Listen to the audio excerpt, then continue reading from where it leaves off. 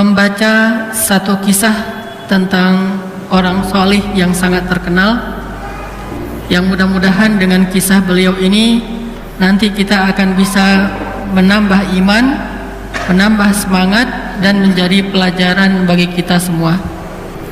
Tapi sebelum kita berkisah tentang kisah orang ini, mari kita awali halaqah kita pada malam ini dengan membaca firman Allah di dalam surat Hud. Silahkan kita buka Al-Quran, surat Hud ayat 120. Surah Hud ayat 120.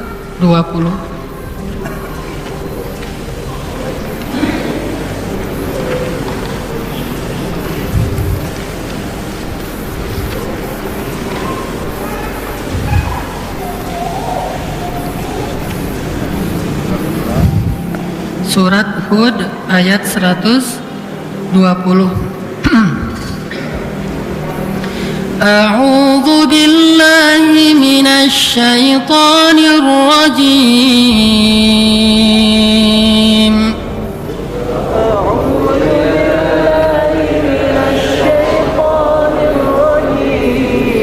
Bismillahirrahmanirrahim.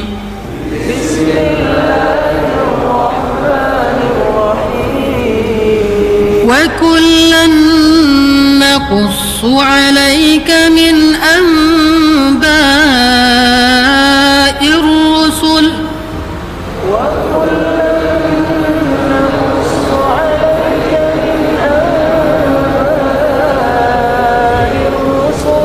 وكلا نقص عليك من أنباء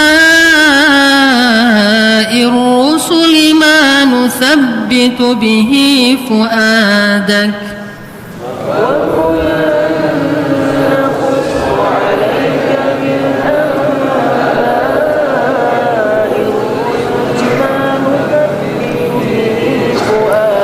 وكلا نقص عليك من أنباء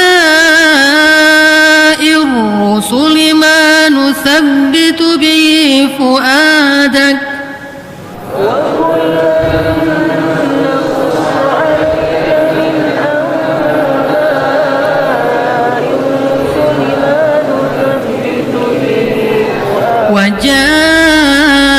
وجاءك في هذه الحق وموعظة وذكرى للمؤمنين.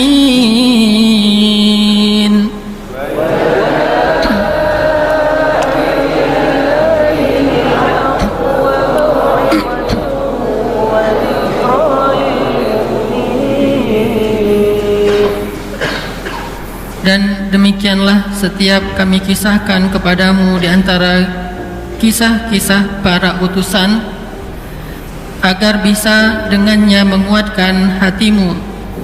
Dan telah datang di dalam kisah-kisah tersebut kebenaran dan nasihat serta peringatan bagi orang-orang yang beriman.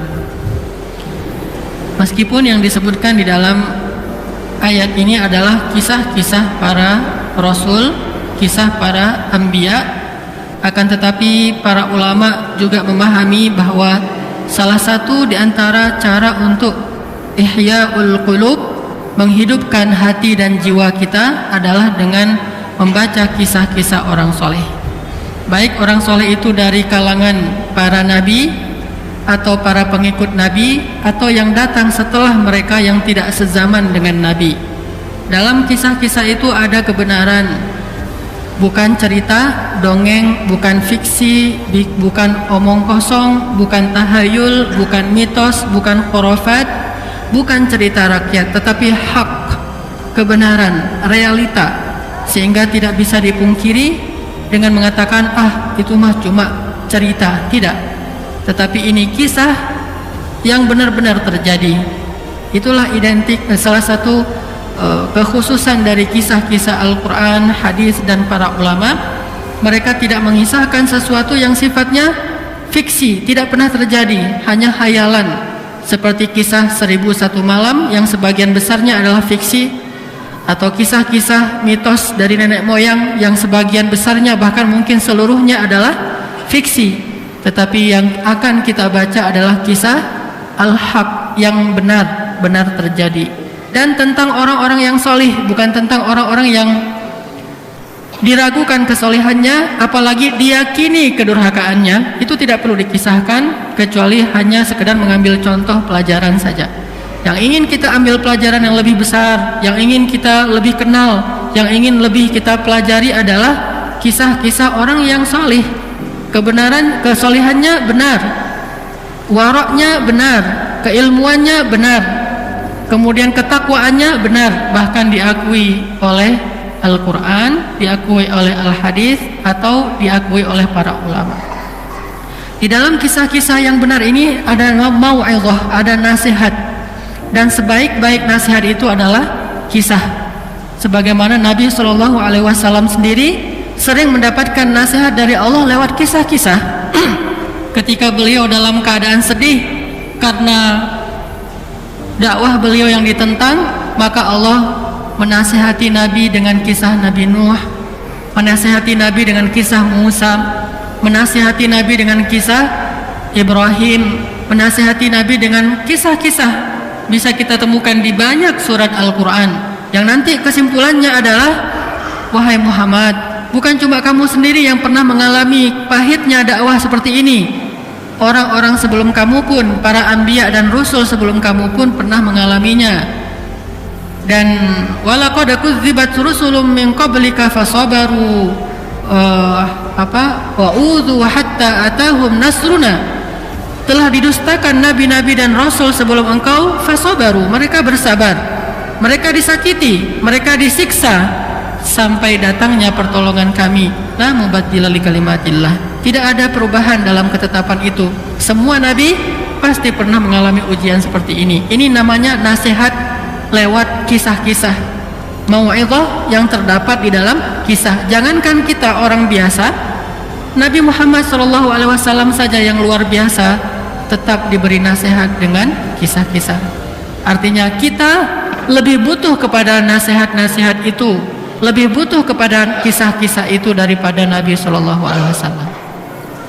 Dan memang kisah ini bisa menjadikan hati seseorang itu jadi mantap. Arti hatinya mantap itu imannya jadi kuat, semangatnya jadi bertambah, bisa membuat dia lebih sabar, bisa membuat dia lebih lapang dada dengan membaca kisah-kisah. Langsung bisa masuk ke hati ketimbang hanya dengan membaca perintah dan larangan. Makanya banyak-banyaklah membaca kisah, dan bacakan itu kepada keluarga kita, anak-anak kita. Sesungguhnya membaca kisah-kisah ini akan membuat mereka menjadi lebih baik kejiwaannya, akan menumbuhkan semangat dalam diri mereka sebelum kisah-kisah yang lain dibacakan kepada anak-anak kita. Di sekolah dibacakan kisah, misalnya ada kisah Entong, entah siapa Entong ini ya, yang disebutkan dalam sebuah buku dongeng, memancing di kali terus ketemu dengan putri duyung. Ini kisah fiksi, dan hanya membuat jiwa seorang anak itu banyak beramani, berangan-angan, berandai-andai sesuatu yang tidak ada kenyataannya. Atau nanti mungkin malam jam 9, jam setengah 9 malam disampaikan kisah-kisah tentang Mahabharata atau apa yang banyak di TV sekarang, semua orang menontonnya. Kisah-kisah ini hanya membuat anak-anak jadi bingung dengan kebenaran, karena kebenaran di situ banyak chaosnya, banyak kontradiksi antara satu dengan yang lain. Atau dalam bentuk film-film kartun heroik, yang bahkan kalau sekarang film kartun tidak lagi menanamkan sisi heroismenya. Kalau di zaman saya kecil, film-film kartun itu yang ditanamkan adalah sisi heroismenya. Kalau sekarang tidak lagi, sudah mulai kepada pendewasaan dari sisi psikologis dengan mengenal cinta dan pacaran. Film-film kartun, termasuk kartun misalnya ada kartun si Barbie, ada yang paling terkenal kemarin Frozen. Coba perhatikan Yang ditanamkan bukan lagi heroismenya, yang ditanamkan adalah tentang love dan hubungan antara yang tidak halal antara laki-laki dengan perempuan. Ini adalah mau'izah, tapi mau'izah yang nasihat yang buruk, nasihat yang menyesatkan dari orang-orang yang tidak mengenal agama masuk ke rumah-rumah kita. Kita membeli alat itu supaya alat itu berkisah kepada anak kita secara otomatis setiap hari. Gak puas dengan acara TV, kita beli TV kabel. Setiap bulan kita bayar mahal supaya anak kita menonton terus-menerus kisah-kisah yang sesat ini. Kemudian terbentuklah generasi remaja dengan kejiwaan yang gak jelas, dengan pemahaman agama yang tidak jelas, dengan mental yang sangat lemah, dengan keimanan yang sangat rapuh, dengan ketakwaan yang hampir tidak terlihat. Ini gara-gara kisah-kisah yang negatif, yang fiksi, yang batil, yang terus-menerus diperdengarkan kepada anak-anak kita. Harus diimbangi, kalau bisa dikalahkan. Kalau perlu kita kalahkan kisah itu dengan kisah-kisah dari Al-Quran, Al-Hadis, dan para ulama yang di dalamnya ada nasihat dan manusabbita bihi fuadak, bisa menguatkan hati seseorang. Kalau kita masih kalah menarik dibandingkan televisi, pasti ada yang salah. Bisa jadi salah satu yang pasti salahnya adalah mungkin televisi kita jadwal berkisahnya lebih banyak daripada jadwal kita. Kita berkisah kepada anak mungkin seminggu sekali, itu juga kalau ada.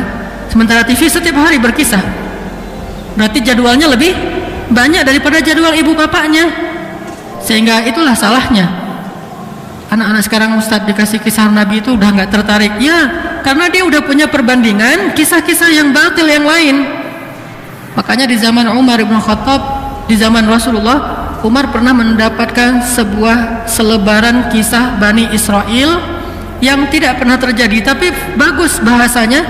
Nabi langsung membuang kisah itu dan mengatakan di dalam Al-Quran terdapat kisah-kisah yang lebih menarik. Kenapa? Ini kan cuma selebaran biasa, kisahnya juga bukan kisah perzinaan, hanya kisah-kisah fiksi. Kenapa? Karena khawatirnya hatinya akan tertarik kepada yang fiksi, yang bohong, dan tidak lagi berminat kepada yang benar. Makanya dijauhkan dari kisah-kisah seperti ini supaya dia punya minat kepada kan fitrah. Nah, fitrah itu artinya masih kosong. Kalau sudah diisi, maka tidak bisa lagi diisi dengan yang lain. Kata para ulama, hati manusia itu seperti wadah. Kalau sudah terisi dengan sesuatu, maka yang lain tidak bisa mengisinya. Hati itu artinya ketertarikan, minat, semangat. Nah, seperti satu wadah. Kalau semangat atau ketertarikan hati anak kita sudah diisi dengan yang tadi, Barbie, Frozen, Sofia, apa segala macam. Kalau yang laki-laki mungkin dengan Spider-Man, Superman dan sebagainya, maka tidak ada lagi nanti minat terhadap kisah para anbiya, kisah para solehin. Kenapa? Hatinya sudah terisi dengan ketertarikan kepada sesuatu. Kita harus lebih dini, lebih duluan. Gak usah dengarkan kata orang-orang liberal yang mengatakan kasihan anak-anak kok dikisahkan tentang Nabi. Mereka lebih butuh hayalan supaya meningkatkan daya imajinasi segala macam. Ini bohong. Sesungguhnya telah muncul generasi yang lebih baik daripada generasi ini menggunakan manhaj yang sama. Kenapa kita khawatir? Bukankah fitrah manusia dari dulu sampai sekarang sama? Hanya perkembangan psikologisnya tergantung dengan lingkungan di masyarakatnya masing-masing. Tapi fitrahnya sama. Semua mereka yuladu alal fitrah, dilahirkan dalam keadaan fitrah, masih siap menerima muatan-muatan nilai ke dalam hatinya atau jiwanya ini. Maka banyak mengumpulkan kisah, banyak mengkoleksi kisah, banyak membaca dan membacakan kisah. Bacakan kisah kepada anak-anak kita dengan semangat berkisah, jangan dengan semangat berceramah. Buat dia mengidolakan Nabi, karena kata Nabi SAW dalam hadis Al-Baihaqi, "Allimu auladakum ala salasati khisal." Ajarkan anak kalian tentang 3 hal. Pertama, hubbur Rasul. Yang kedua, hubbu ahlil bait. Yang ketiga, tilawatil Quran. Ajarkan anak kalian 3 materi. Tetapi ini tidak sebatas ini saja, karena nanti ada hadis-hadis lain. Ajarkan akidah, ajarkan akhlak, tentunya banyak hadis. Salah satu hadisnya, ajarkan anak kalian 3 materi. Pertama, hubbur rasul. Arti hubbur rasul ini mengidolakan rasul. Bukan cuma cinta lisan, tapi sampai ke tingkat pengidolaan. Dan ini bukan kerja sehari dua hari. Ini hasil kerja keras selama bertahun-tahun, baru dia mengidolakan rasul. Kalau sehari dua hari, suruh aja dia hafal lagu cinta rasul, sudah selesai. Ini lisan. Tapi kalau tingkat ke pengidolaan, ini butuh penanaman yang kontinu, terus menerus, sungguh-sungguh, lama-lama baru terbentuk dalam dirinya hubbur rasul. Makanya kalimatnya alimu, bukan cuma sekedar bacakan, sekedar perdengarkan, bukan. Alimu, ajarkan itu sampai bisa. Kalau belum bisa mengidolakan, belum berhasil pengajarannya kan ya. Terus ajarin sampai anak itu bisa ngidolain Nabi SAW. Terus mengidolakan ahlul bait. Walaupun tidak terbatas itu, bisa juga para sahabat yang lain. Tetapi dalam cerita-cerita ahlul bait ini tentunya ada keistimewaan.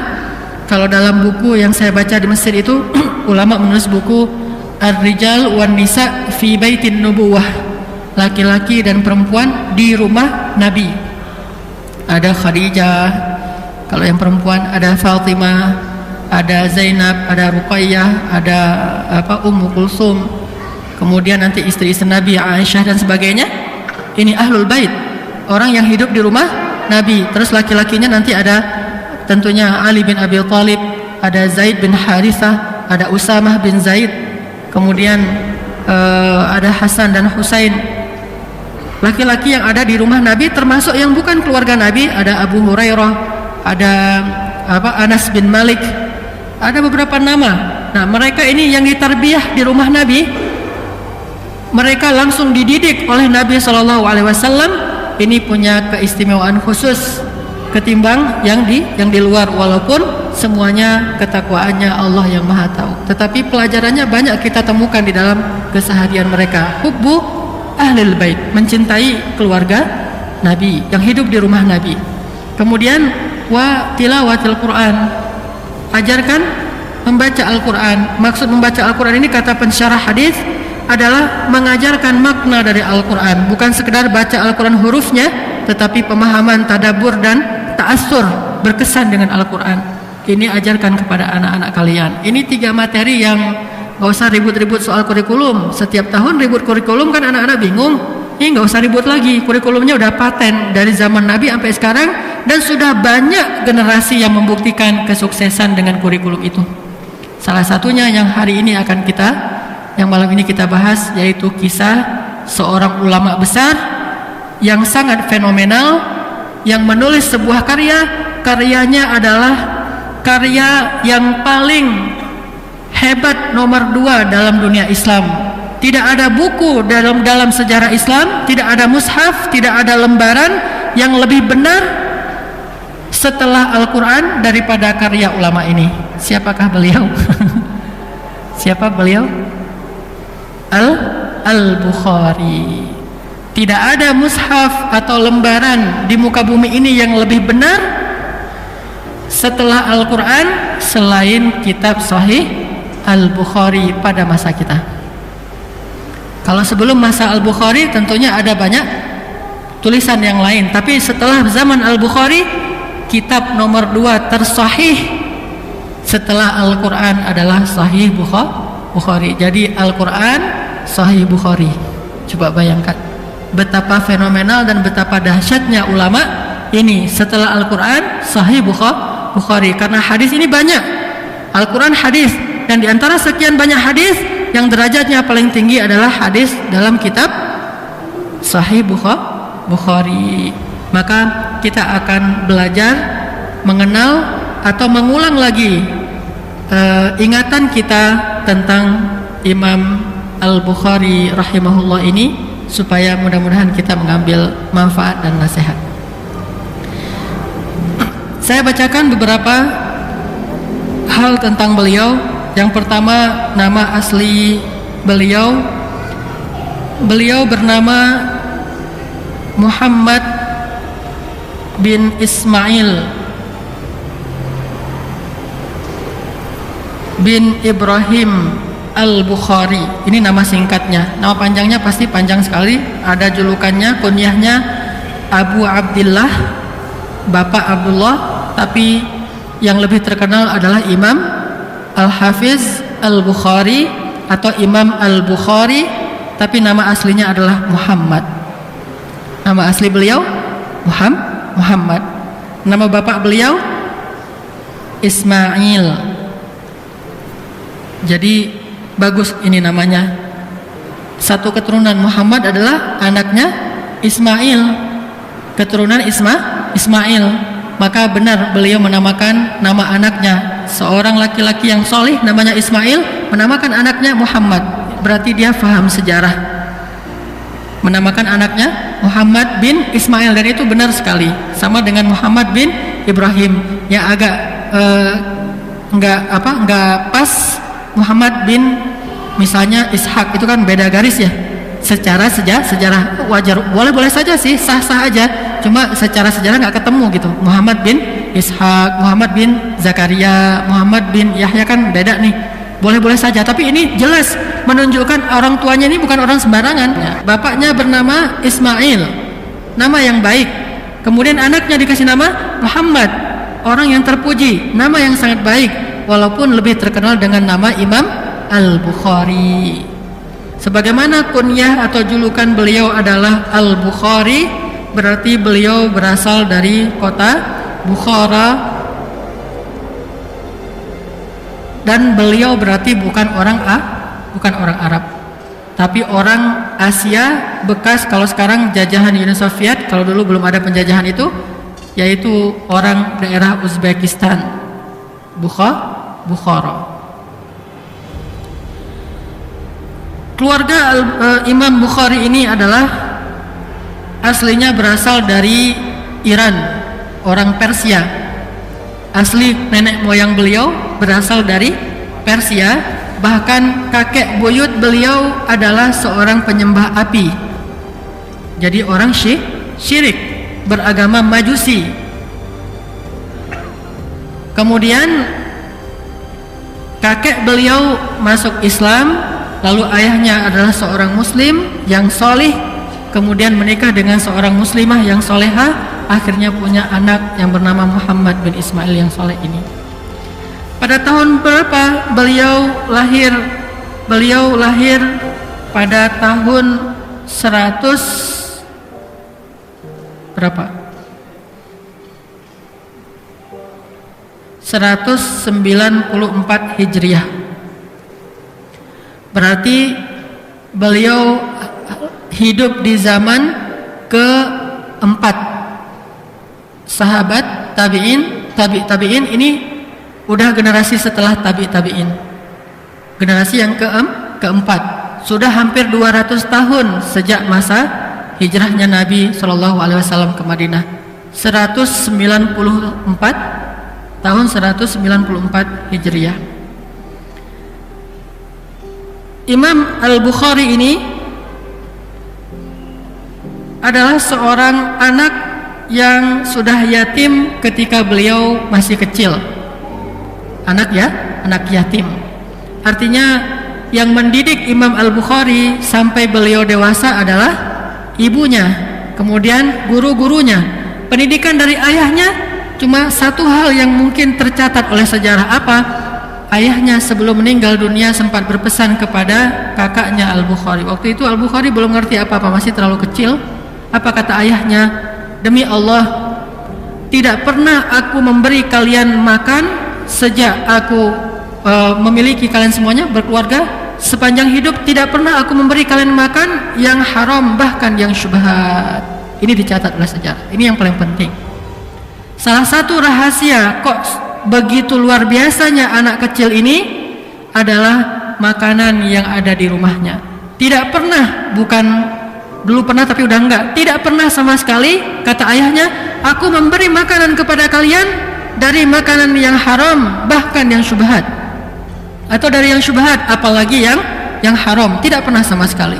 Selalu memberi makanan yang dipastikan ini makanan yang halal dan dicari dengan cara yang halal. Allahu a'lam tentunya. Tetapi yang diusahakan oleh manusia ini sudah halal, dan ini jenis makanan yang halal. Tidak pernah diberikan makanan yang jangankan haram, syubhat pun tidak. Ini rahasia untuk memiliki seorang anak yang solih. Anak solih yang saya maksud bukan anak solih yang penting nggak ganggu orang, itu bukan anak solih, itu anak baik. Anak solih itu anak yang punya semangat sendiri dalam agama, nggak perlu didorong-dorong sama orang tuanya. Khudhil kitaba biquwwah wa atainahul hukma sabiyya. Udah soleh sejak dia masih anak-anak, bahkan remaja, apalagi dewasa. Dari anak dan remaja aja yang paling sulit untuk jadi orang soleh aja sudah soleh, itu baru namanya anak soleh. Kalau solehnya nanti ketika dia udah berkeluarga, udah tua, itu hal yang wajar lah. Itu juga solehnya entah soleh versi siapa, jangan-jangan soleh versi ayah ibunya, dan sementara ayah ibunya punya standar kesolehan yang sangat rendah, berarti nggak diakui kesolehannya.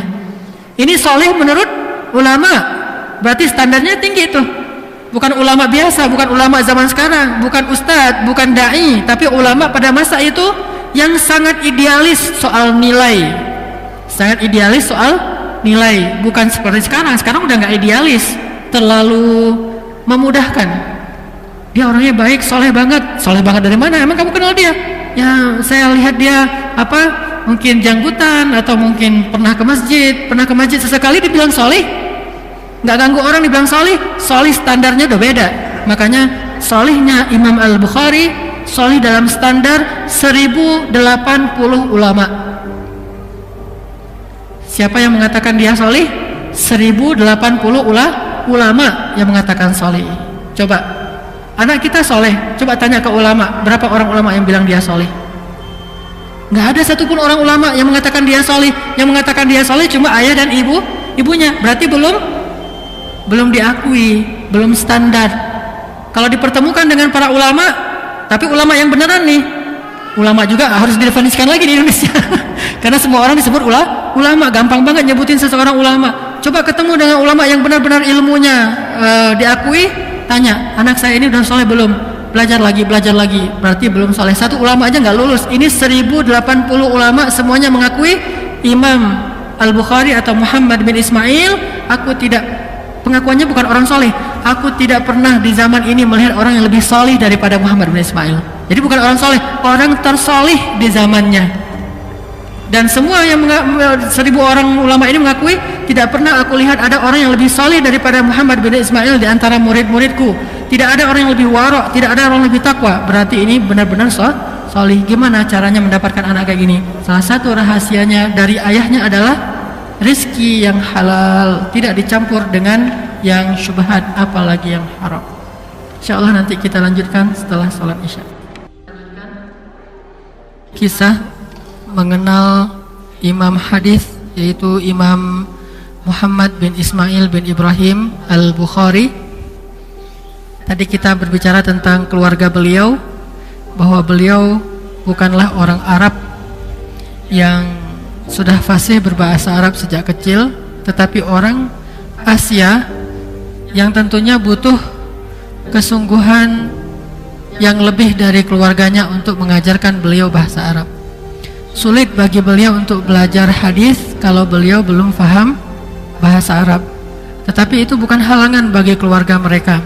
Sehingga kalau kita tahu bagaimana keilmuan beliau yang bukan hanya di bidang hadis, tapi juga di bidang akidah, akhlak, ibadah, karena memang hadis ini adalah referensi syariat kita, maka ilmu beliau di bidang yang lain juga luar biasa diakui di zamannya, walaupun yang paling menonjol adalah dari sisi hadisnya.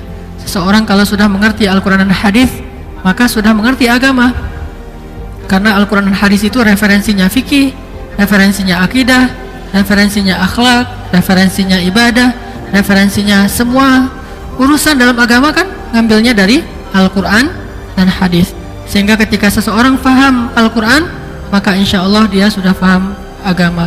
Apalagi kalau seseorang ditambah dengan paham hadis, insya Allah orang yang paham hadis ini paham Al-Quran, karena hadis itu penunjang bagi kita untuk mengerti Al-Quran. Sulit bagi seseorang mengerti Al-Quran kalau dia tidak membaca hadis Nabi SAW. Sama seperti orang yang membaca teks Al-Quran tetapi tidak berguru kepada ulama, sehingga susah bagi dia untuk mengerti Al-Quran. Imam Al-Bukhari dari keluarga yang bukan orang Arab. Orang tuanya adalah orang yang soleh. Setidaknya kesolehannya adalah dalam menjamin rezeki yang halal untuk anak-anaknya. Sehingga ketika ayahnya Ismail sakit keras, maka ayahnya mengatakan, demi Allah, tidak ada satupun di dalam harta-hartaku ini sumber yang syubhat, apalagi yang haram. Ini yang paling penting untuk kita jamin dalam mendidik anak yang soleh. Ditambah lagi nanti dengan doa seorang ayah, kemudian baru doa seorang ibu. Karena doa seorang ayah itu tidak ditolak, kata Nabi. Makanya banyak-banyak berdoa sebagai ayah untuk anaknya. Rabbi habli minas solehin, fahabli min ladunka waliya, waj'alhu rabbi radiyya. Nabi Yahya ini adalah buah dari doa Zakaria. Nabi Ismail dan Ishak buah dari doa Ibrahim. Nabi Sulaiman buah dari doa Daud. Nabi Isa buah dari doa Imran dan istrinya, kemudian Maryam. Ini menunjukkan bahwa peran orang tua itu sangat penting. Kesolehan orang tua inilah yang menjadi modal dari kesolehan anak. Jadi agak jarang kita dengar cerita anaknya soleh dengan orang tua yang tidak soleh, itu jarang. Itu hanya hal-hal yang sifatnya khusus, tidak bisa dijadikan sebagai standar untuk tarbiyah kepada keluarga. Hanya terkadang saja kayak gitu. Tapi rata-rata anak yang soleh pasti memiliki orang tua yang soleh, walaupun mungkin tingkat keilmuannya tidak seperti anaknya. Tapi modal kesolehan yang artinya taat beragama itu udah penting. Gak harus orang tuanya ulama, karena bapak dan nenek moyangnya Al-Bukhari pun bukan ulama.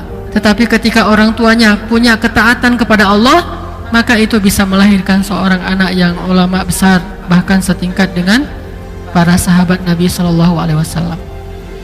Jadi kalau di zaman sahabat itu kita mengenal Abu Hurairah, maka setelah zaman itu mengenal Al-Bukhari.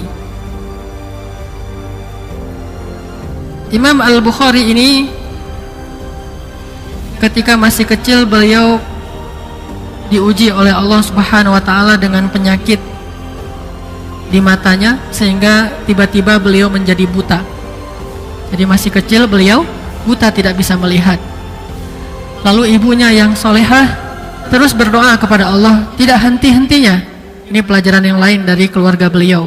Ayahnya menjamin rezeki yang baik, ibunya seorang yang tidak berputus asa dalam berdoa. Terus meminta, ya Allah, sembuhkanlah penyakit di mata anak saya, agar dia bisa membaca ayat-ayatmu dan hadis-hadis nabimu. Ini doanya. Makanya kalau minta kepada Allah itu harus punya niat yang baik, yang kuat, sehingga Allah kabulkan. Jangan cuma, ya Allah sembuhkan matanya biar dia seperti anak-anak yang lain. Ini mah gak kuat, biasa-biasa aja lah. Ya Allah sembuhkanlah matanya biar dia gak diejek sama teman-temannya, kan biasa aja tuh kan ya. Masalah diejek aja masuk dalam doa. Ya Allah misalnya sembuhkan saya dari sakit supaya saya bisa jalan-jalan, atau supaya saya normal lagi. Kuatkan niat, dan itu jangan bohongin Allah, karena Allah Maha tahu. Yukhadi'un Allah wa huwa khadi'uhum. Allah Maha tahu, alimun bidzatis sudur. Kuatkan niat yang soleh dalam doa kita, sehingga ketika nanti kita berdoa, ya Allah, misalnya seperti Nabi Zakaria minta anak, padahal udah gak mungkin punya anak secara normal, secara hitung-hitungan manusia. Tapi apa alasannya? Wa inni khiftul mawaliya min warai. Aku takut tidak ada yang meneruskan lagi dakwah kalau saya meninggal, ya Allah. Sementara orang-orang Bani Israel ini banyak yang tersesat dan suka membunuh orang saleh. Sebelum Zakaria dibunuh, Imran itu udah pernah dibunuh sama mereka. Jadi ayahnya Maryam sudah terbunuh sejak Maryam masih kecil. Siapa yang membunuh? Bani Israel, karena dia Imran ini orang saleh. Nanti Zakaria juga dibunuh, Yahya juga dibunuh. Isa juga hampir saja terbunuh, berusaha untuk dibunuh juga sama mereka. Banyak membunuh para nabi, sehingga sedikit orang soleh pada masa itu. Nabi Zakaria merasa sangat khawatir, minta anak bukan cuma untuk membangga-banggakan, ya Allah beri saya anak, satu dokter, satu insinyur. Ini bagus, tetapi tidak kuat sekuat, ya Allah saya khawatir tidak ada yang meneruskan dakwah ini, beri saya seorang anak laki-laki. Kenapa minta anak laki-laki? Karena syariatnya beda laki-laki dengan perempuan. Perempuan punya keterbatasan dalam syariat, sementara laki-laki punya lebih keleluasaan dalam syariat, sehingga dia bisa lebih mudah untuk berdakwah. Kalau perempuan berdakwah kan terbatas oleh auratnya dan segala macam, sehingga fikih perempuan dia unik dan bahkan diberikan banyak keringanan untuk perempuan karena keterbatasan syariatnya. Akhirnya diberikanlah keringanan. Karena dia nggak bisa keluar dari rumah sembarangan, boleh sholat di rumah. Karena dia nggak bisa keluar jauh sembarangan, maka harus didampingin. Karena dia tidak perlu bekerja, maka dia dapat warisannya 1 bagian. Laki-laki karena disuruh bekerja dapat 2 bagian. Kan ini keringanan-keringanannya. Makanya Nabi Zakaria minta anak supaya untuk dakwah. Ini harus ada alasan yang kuat ketika kita berdoa. Ibunya Al-Bukhari, ya Allah beri saya anak laki-laki, ya Allah sembuhkan penyakit anak saya agar dia bisa membaca mushaf. Dulu kan nggak ada huruf braille. Sedangkan mendengar dari ulama yang lain itu mungkin belum kepikir oleh ibunya. Yang jelas supaya dia bisa baca Al-Quran, baca hadis, menuntut ilmu. Ya Allah, ya Allah, ya Allah, ya Rahman, ya Rahman, ya Rahman. Terus sampai suatu malam ibu Al-Bukhari ini bermimpi ketemu dengan Nabi Ibrahim. Nama kakeknya Al-Bukhari siapa? Ibrahim. Muhammad bin Ismail bin Ibrahim. Jadi namanya tuh satu garis keturunan ya, Muhammad bin Ismail bin Ibrahim. Jadi pas nih, dari kakeknya udah ngerti agama. Ketemu dengan Nabi Ibrahim. Nabi Ibrahim berkata kepada ibunya, dan ketahuilah Nabi SAW bersabda, sesungguhnya asdaqun nasi ru'ya asdaquhum qawla. Orang yang paling benar ucapannya, orang yang paling benar mimpinya adalah orang yang paling benar ucapannya. Jadi mimpi orang soleh itu benar, termasuk diantara salah satu bagian dari 60 bagian kenabian, kan gitu ya. Sehingga kalau orang soleh bermimpi, sebagian besarnya adalah benar. Nah, ibunya bermimpi ketemu dengan Nabi Ibrahim. Lalu Nabi Ibrahim mengatakan, wahai amatallah, wahai ibu, sesungguhnya Allah telah mengabulkan doamu. Dan lihatlah Al-Bukhari sekarang, bukan Al-Bukhari mungkin dalam mimpinya ya, Muhammad sekarang sudah bisa melihat. Bangun dari mimpinya, langsung mencari anaknya Muhammad bin Ismail. Ternyata Muhammad sudah bisa melihat. Allah beri kesembuhan. Karena doanya itu punya motivasi yang kuat, punya alasan yang kuat. Sama seperti tokoh pendiri gerakan Hamas yang bernama Syekh Ahmad Yasin. Ini adalah buah dari doa ibunya. Ketika ibunya hamil, ibunya berdoa, ya Allah, berikan saya seorang anak laki-laki, akan saya kasih dia nama Ahmad, dan saya ingin dia menjadi seorang mujahid yang membebaskan Palestina dari penjajah. Kan jelas nih, doanya itu kuat banget alasannya. Akhirnya ibunya mimpi. Dalam mimpinya itu bahwa, wahai ibu, dalam rahimmu itu ada seorang anak, beri dia nama Ahmad, dan dia nanti akan menjadi mujahid. Dan ternyata beliau lahir sebagai seorang laki-laki, dikasih nama Ahmad. Cuma dengan takdir Allah akhirnya beliau lumpuh gara-gara kecelakaan di pantai, tapi tidak menghalangi beliau dari dakwah dan jihad. Bahkan pulang dari Mesir, beliau langsung mendirikan gerakan perlawanan terhadap penjajah Israel yang dikenal dengan nama Hamas sekarang. Salah satunya kita kenal dengan Brigade Izzuddin Al-Qassam. Itu yang mendirikan. Salah satu tokohnya selain Umar Rantisi dan sebagainya adalah Ahmad Yasin. Dan mudah-mudahan mendapatkan pahala syahid. Karena pulang dari sholat subuh berjamaah, baru di depan pintu masjid dibombardir sama Israel. Kursi roda beliau hancur, masjidnya hancur. Pulang dari sholat subuh, udah tua, dalam keadaan berjihad, dalam keadaan ribat, sholat subuh pula. Mudah-mudahan mendapatkan pahala syahid. Ini doa dari ibu, alasannya kuat. Kalau kita minta anak laki-laki, kenapa? Karena udah kebanyakan anak perempuan. Ini alasannya nggak kuat. Kenapa minta anak perempuan? Karena udah banyak anak laki-laki. Nggak kuat alasannya, harus kuat. Kenapa pengen punya anak? Kenapa pengen punya sembuh dari sakit? Kenapa pengen punya harta? Supaya bisa bersedekah. Tapi Allah Maha tahu isi hati kita. Kalau kita bilang supaya bisa bersedekah, ya Allah saya akan sedekah 100 juta per hari. Allah Maha tahu isi hatimu ya. Kamu ngomong doang gitu. Harus jujur, harus azam dari hati, maka Allah pasti akan memberikan. Karena Allah akan mengijabah doa orang-orang yang berdoa dengan cara yang Allah fahami, dengan cara yang Allah Maha tahu lebih baik untuk kita seperti apa. Makanya Al-Bukhari ini sembuh dari penyakit butanya, lalu bisa melihat. Maka ibunya pun karena sudah tidak ada lagi ayahnya, seorang diri mendidik anak-anaknya. Salah satu bernama Muhammad bin Ismail ini. Muhammad ini dididik dari kecil berbahasa Arab, diajarkan bahasa Arab, diantarkan ke guru-guru bahasa Arab. Karena bahasa Arab itu pintu ilmu agama. Nggak bisa kita menjadi ulama nggak ngerti bahasa Arab, itu susah, banyak penghalangnya. Kita mendapatkan informasi itu yang udah KW berapa gitu ya, karena nggak ngerti sumbernya, nggak bisa langsung baca dari para ulama. KW berapa, udah terjemahan kan susah. Kalau udah terjemahan itu udah banyak perubahan bahasa sehingga mau idhahnya sudah berkurang. Nah, diajarkan bahasa Arab. Umur beliau belum 9 tahun, alhamdulillah beliau sudah hafiz Al-Quran. Hafiz Al-Quran, karena memang hafalan beliau dahsyat sekali. Cuma belum mengenal hadis secara secara intens, secara fokus. Baru beberapa hadis secara umum untuk anak-anak. Hafiz Al-Quran 30 juz di usia di bawah 10 tahun. Kemudian pada usia beliau 10 tahun setelah selesai Al-Quran, akhirnya beliau, karena semangat sekali nih, anak dari usia masih kecil sangat semangat duduk dalam majelis ulama. Di mana ada ulama, dia duduk di situ. Usia 10 tahun mulailah beliau konsen di bidang hadis, belajar hadis. Sampai usia beliau 62 tahun wafatnya, berarti sekitar 52 tahun belajar hadis.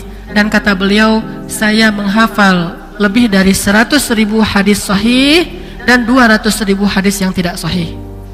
Yang tidak sahih ngapain dihafal? Ya biar tahu, biar nggak orang sembarangan pakai hadis yang nggak sahih. Beliau tahu, oh, itu nggak sahih gitu. Tapi yang beliau pelajari hadis berapa ratus ribu? 600.000 hadis yang beliau pelajari.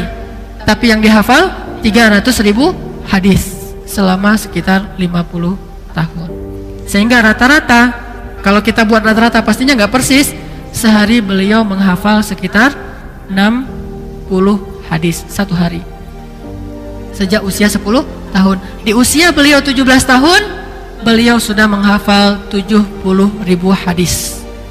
Usia 17 tahun, baru lulus SMA. Anak SMA coba tanya berapa hadis yang dihafal. Satu hadis juga enggak, sepertiga hadis. Innamal a'malu binniyat, katakan sepertiga itu. Sepertiganya lagi, wa innama likulli imri'in ma nawa. Sepertiganya lagi, faman kanat hijratuhu dan ilal akhiril hadis. Sepertiga hadis doang, bukan 70.000 hadis. Sepertiga hadis, berarti ada yang masih sangat lemah dalam pendidikannya di rumah. Gak usah salahkan sekolah. Sekolah punya kurikulum dari pemerintah. Kurikulum di rumah itu yang lebih baik daripada kurikulum di sekolah. Sesekali libur sekolah nggak masalah, tapi jangan libur tarbiyah di rumah. Kalau targetnya pengen jadi ulama, kalau pengen jadi ulama besar banget, nggak usah sekolah.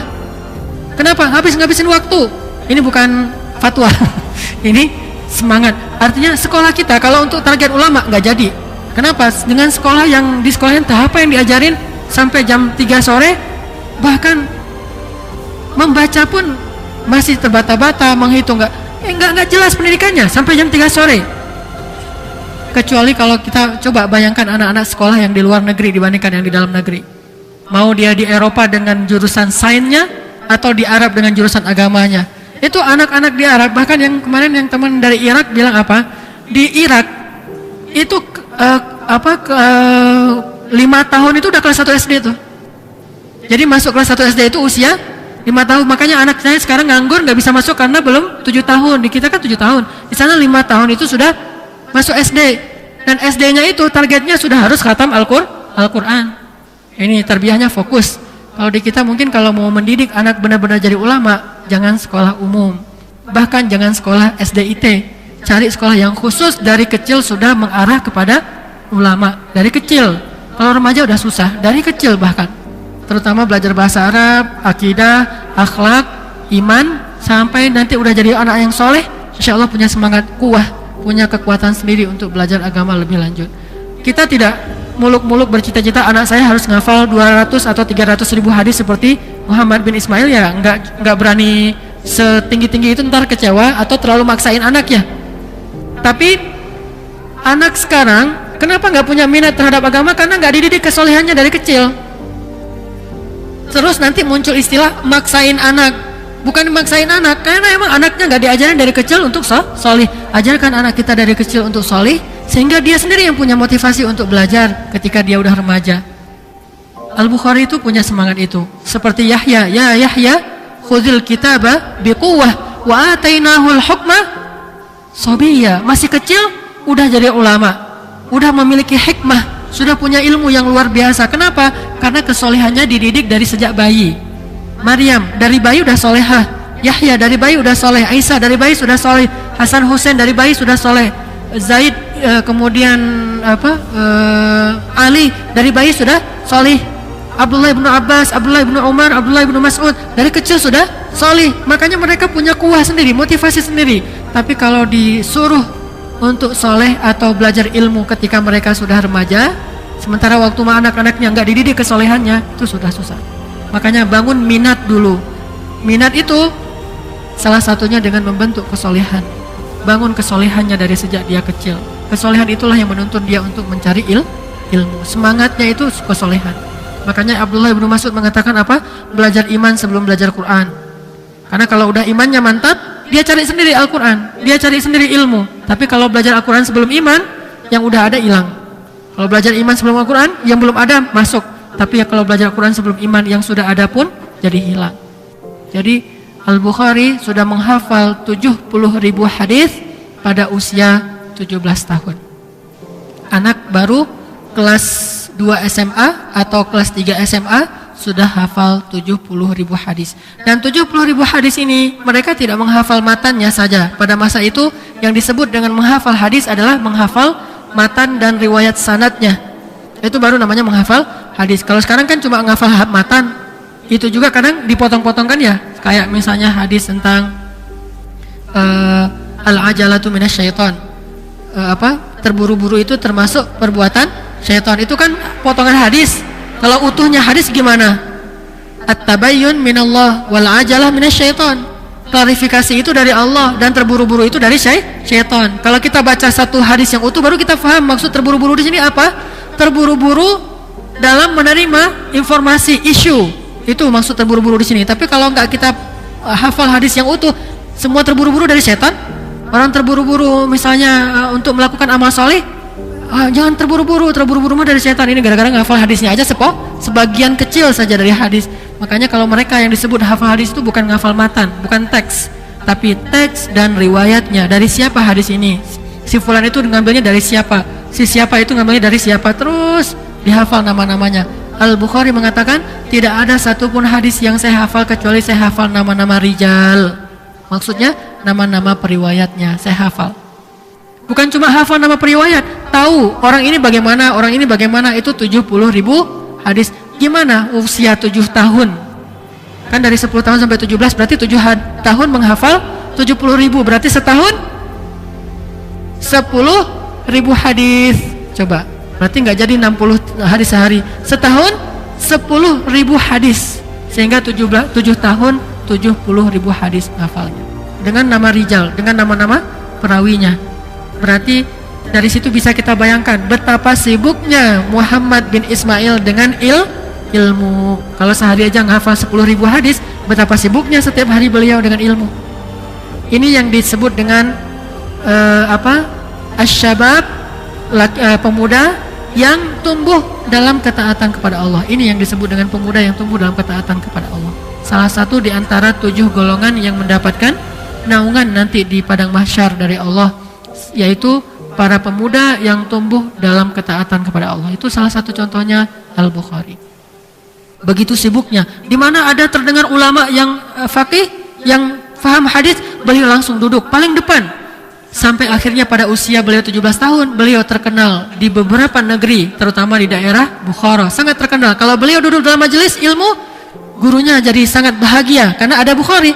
Bukan Bukhari bahagia karena ada ulama, ulama bahagia karena ada Bukhari. Coba bayangkan.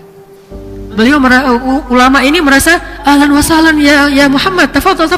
Disuruh duduk di sebelah gurunya. Kalau gurunya salah, dia benerin. Usia 17 tahun sudah bisa menjadi asisten ulama. Pada masa itu, asisten itu enggak sembarangan. Yang disebut dengan asisten orang-orang sekelas ini nih. Kalau sekarang asisten mah siapa aja bisa jadi asisten, bahkan jadi ulama pun siapa aja bisa. Kalau itu untuk jadi asisten ulama aja minimal ngafal 17.000 hadis, coba 70.000 hadis, itu baru jadi asisten ulama. Sehingga sesekali ulamanya salah riwayat, beliau memberitahu dengan tawadhu'nya, dengan menjaga adab dan akhlaknya. Sehingga setiap ulama pada masa itu senang kalau ada Bukhari duduk dalam majelis mereka. Biasanya majelis ilmu itu jadi luar biasa karena ulamanya, kalau ini karena muridnya. Majelis ilmu jadi luar biasa karena muridnya, yaitu salah satunya bernama Al-Bukhari. Tentunya yang slating dengan beliau juga nggak kalah luar biasanya, cuma mungkin yang terkenal kan Allah memberi kemasyhuran kepada nama-nama tertentu, dan yang lain mungkin tidak terlalu terkenal tapi ilmunya juga nggak kalah banyak. Sehingga para ulama mengatakan jangan hanya berpikir bahwa ulama-ulama yang terkenal itu adalah yang paling banyak ilmu di masanya. Bisa jadi yang tidak terkenal tetapi lebih banyak ilmu daripada yang terkenal. Allahu a'lam. Yang jelas ini majelis mutiara-mutiara lu'lu' wal marjan. Salah satu yang terkenal di antara lu'lu' itu adalah Muhammad bin Ismail Al-Bukhari. Dan saya bisa merasakan suasana itu karena pernah berada di tengah-tengah orang-orang yang cerdas-cerdas, soleh-soleh, pemuda di Mesir dan di Mekah Madinah. Jadi bisa ngerasain gimana aura mereka. Anak yang masih remaja, pintar, soleh. Kan susah ketemu nih. Remaja, pintar, soleh, biasanya udah tua, soleh, nggak pintar-pintar amat. Atau pintar tapi nggak soleh. Atau pintar dan soleh, cuma nggak muda, udah tua gitu. Susah menemukan tiga hal ini. Muda, pintar, soleh, dan pastinya ganteng. Itu nggak usah dibahas lagi. Karena rata-rata orang yang soleh dan pintar itu ganteng. Dan teman-teman saya di Mesir yang pintar dan soleh itu rata-rata ganteng semua. Saya kagum dengan fisik mereka yang kan orang Arab ya, fisiknya bagus-bagus, dan rata-rata orang-orang yang udah tahu cara megang senjata, artinya udah wajib militer kan Mesir mah. Usia lulus SMA sudah langsung latihan militer setahun. Jadi fisiknya udah bagus, megang senjata udah bisa, ribatnya udah ngerti, ilmunya rata-rata sudah hafiz, udah belajar hadis. Ngafal buku itu kayak kita makan cemilan coba. Semangat ngafal buku kayak kita semangat makan cemilan. Anak-anak kita kan kalau ngemil itu luar biasa semangatnya ya, atau ngegame gitu. Itu anak-anak Mesir kayak gitu ngafal buku. Jadi ngafal buku tuh gini-gini. Selesai. Terus saja saya lihat di Masjid Al-Azhar. Kalau kita pergi ke Mesir, coba pergi ke Masjid Al-Azhar jam 7, jam 8 pagi tuh banyak di pojok-pojok mereka gini-gini. Bukan sedang beribadah di tembok ratapan seperti orang Yahudi. Itu mah nggak ada entah apa yang diucapkan. Kalau ini jelas. Ini yang diucapkan ilmu gini langsung. Dapat lagi. Dalam sehari entah berapa puluh halaman hafal, bukan baca. Kita coba berapa halaman membaca buku dalam sehari. Membaca ya, bukan ngafal. Mereka ngafal karena bagi mereka ilmu itu dijaga dengan hafalan. Berpikir nanti kalau udah faqih. Kalau sekarang belum apa-apa udah mikir, entah apa yang dipikir. Kalau mereka ngafal dulu baru berpikir. Kalau sekarang mikir dulu baru ngafal. Gimana cara ngafal ya? Mikir kan? Gimana ya cara biar bisa ngafal Quran? Gimana ya cara bisa ngafal hadis? Kan mikir dulu baru ngafal ya? Hafal dulu baru mikir. Hafal, udah banyak hafalan ntar mikirnya nggak kayak gitu lagi. Udah berubah, udah lebih bijaksana dalam berpikir. Makanya ucapan-ucapan mereka juga udah kayak anak udah usia orang dewasa. Yahya alaihissalam kan ya, seorang anak kecil usia di bawah 7 tahun udah bisa ngomong, sesungguhnya kita tidak diciptakan untuk bermain-main. Anak usia, Yahya ayo kita main-main, kata teman-temannya Yahya alaihissalam. Kata Yahya, enggak, saya mau belajar Al-Quran, At-Taurat. Sesungguhnya kita tidak diciptakan untuk bermain-main. Ini anak kecil ngomong kayak gitu. Ada anak kita yang ngomong kayak gitu kecuali main-main? Sesungguhnya kita tidak diciptakan untuk bermain. Kata siapa? Kata papa. Anak kita kayak gitu kan ya? Ini enggak. Allah udah ngomongnya kayak gitu tuh. Sesungguhnya Allah, wallahi, ngomongnya udah serius gitu. Enggak mungkin anak bisa kayak gini kalau dia tidak banyak ilmu. Dan Al-Bukhari sudah menghafal hadis 70.000 hadis di usia dalam kurun waktu 7 tahun saja. 10.000 hadis dalam setahun. Like and share, aktifkan lonceng notifikasinya. Jika tidak suka dislike di bawah. Terima kasih. Wassalamualaikum warahmatullahi wabarakatuh.